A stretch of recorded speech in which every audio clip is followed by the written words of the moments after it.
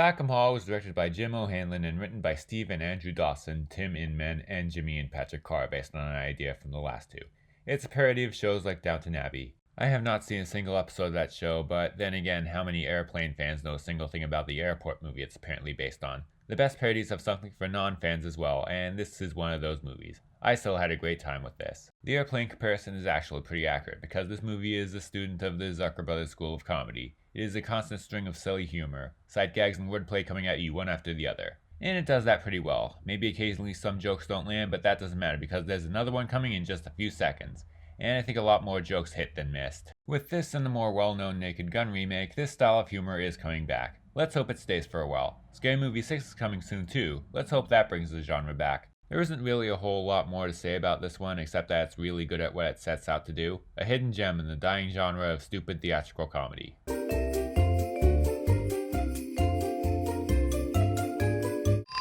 The warehouse is in danger, the goodies we must save. All officers report at once, the situation's grave. Go get them, boys, for goodness sake. The culprits must be stopped.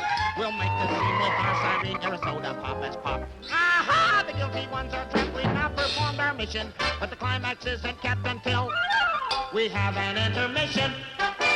Come on, we're back. We're bad. You're black. I'm mad. Come on, man. Hey, listen. If we're going, shouldn't I have a gun? No. Now, get ready for something lethal. I'm surprised you haven't heard about me. You know, I got a bad reputation. I mean, sometimes I just go nuts like now. Because the magic Gun! is back. Watch out the window! Are you all right, man? Yeah, I'm okay. Where were you, man? You my partner or what? Why didn't you follow me down? Yeah, why don't you follow him down? Shut up! I'm 7 floors up! Lethal Weapon 2.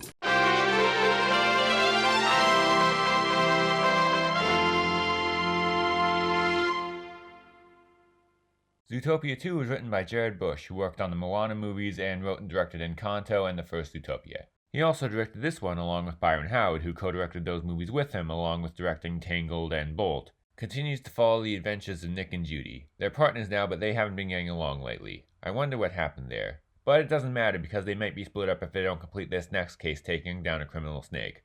But that snake might be innocent as there is yet another conspiracy. In my most anticipated 2025 video, I said that in addition to being one of the best recent Disney animated movies, the first Zootopia was probably the one that most opened itself to a sequel. Well, I love being right because this is the rare one that feels like it had a reason to exist.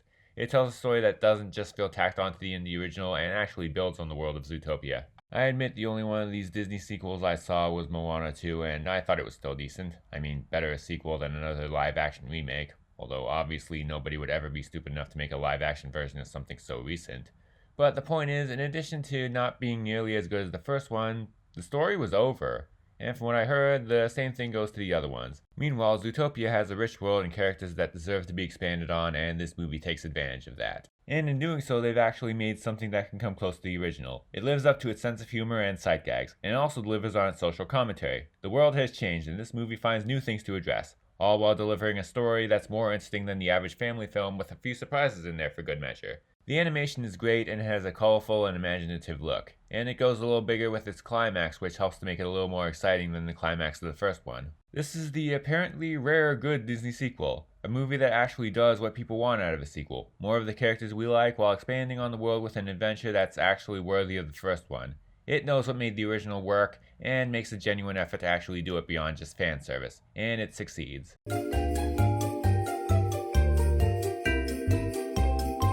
Fine, the masses have overwhelmingly spoken. Another most anticipated list video coming at the end of the year. This is going to be my last video until then, so that I can actually get it out. Until then, please support my Patreon, link in the description.